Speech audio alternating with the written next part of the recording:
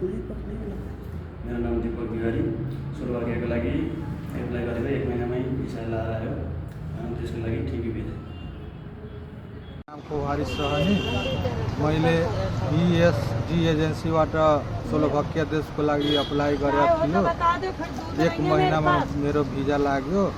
म खुसी छु। Thank you VSG agency. नमस्ते, मेरो नाम पर्वत बन्धु पौडेल। म झापाबाट। मैले VSG एजेन्सीबाट 1 महिना अगाडि भिसाको लागि एप्लाई गरेको थिएँ। मेरो 1 महिनामा भिसा आयो र म धेरै खुसी छु। धन्यवाद VSG एजेन्सी। हामी स्लोभाकिया 9 तारिकमा आइपुग्यौँ। आज 13 तारिकको हाम्रो मेडिकल भयो। अब केही समय पछाडि बैंक कार्ड बन्छ, इन्सुरेन्स बन्छ। त्यसको लागि VSG एजेन्सीलाई धन्यवाद।